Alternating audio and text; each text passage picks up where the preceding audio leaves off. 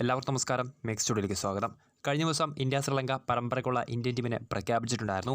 അപ്പോൾ ഇന്ത്യൻ ടീമിൽ വന്ന ഏറ്റവും പ്രധാനപ്പെട്ട മാറ്റം തന്നെയായിരുന്നു ഇന്ത്യയുടെ സ്റ്റാർ ഓൾറൗണ്ടർ രവീന്ദ്ര ജഡേജയെ ഏകദിന ടീമിൽ നിന്ന് മാറ്റി നിർത്തപ്പെട്ടത്. ജഡേജ മാത്രമല്ല, ഒരുപാട് മികച്ച അല്ലെങ്കിൽ ഒരുപാട് 11-ൽ സ്ഥാനം കിട്ടുമെന്ന് പ്രതീക്ഷിച്ച ഒരുപാട് താരങ്ങളെ പരിഗണിക്കാതെയാണ് കൂടുതൽ യുവതാരങ്ങൾക്ക് പ്രാതിനിധ്യം നൽകിയ ഒരു ടീമിനെയാണ് കഴിഞ്ഞ ദിവസം ഇന്ത്യൻ സെലക്ടർമാർ പ്രഖ്യാപിച്ചത്.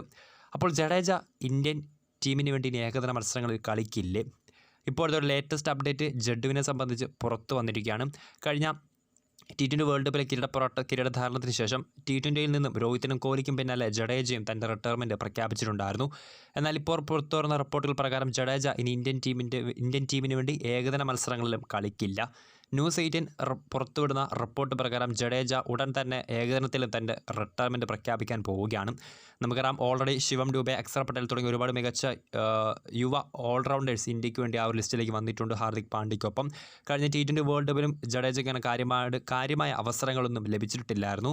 സോ ഗൗതം ഗംഭീർ പരിശീലക ചുമതല ഏറ്റെടുത്ത ശേഷം കൂടുതൽ യുവതാരങ്ങളെ ആ ഒരു പൊസിഷനിലേക്ക് കൊണ്ടുവരാൻ വേണ്ടി ജഡേജയെ മാറ്റി നിർത്താനുള്ള തീരുമാനങ്ങൾ ഇപ്പോൾ എടുത്തിട്ടുണ്ട്. സോ അങ്ങനെയാണെങ്കിൽ രവീന്ദ്ര ജഡേജയ്ക്ക് ഇനി ഇന്ത്യൻ ടീമിന് വേണ്ടി ഏകദിന മത്സരങ്ങളിലും കളിക്കാൻ സാധിച്ചേക്കില്ല. സോ ഇതാണ് ഏറ്റവും ലേറ്റസ്റ്റ് അപ്ഡേറ്റ്. വീഡിയോ ഇഷ്ടപ്പെട്ടാൽ ലൈക്ക് ചെയ്യുക, ഷെയർ ചെയ്യുക. കൂടുതൽ വാർത്തകൾക്കായി മേക്ക് സ്റ്റുഡിയോ എന്ന ചാനൽ സബ്സ്ക്രൈബ് ചെയ്യുക.